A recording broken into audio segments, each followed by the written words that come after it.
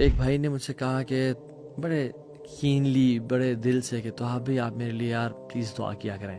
So I was thinking why did he ask me. یا ہم جب مشائخ کے پاس علماء کے پاس جاتے ہیں ہم کیوں ان سے کہتے ہیں کہ شیخ آپ میرے لیے دعا کریں؟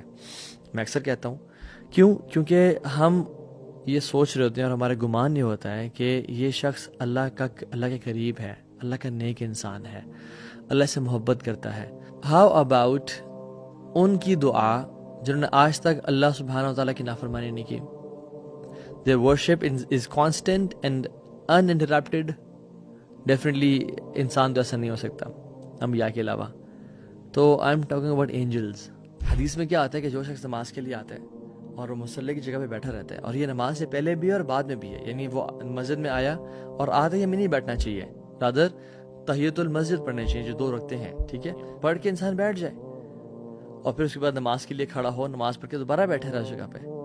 حدیث میں آتا ہے کہ جب کوئی شخص آتا ہے اور مصلی پہ بیٹھا ہوتا ہے تو اینجلز اس کے لیے دعا کر رہے ہوتے ہیں.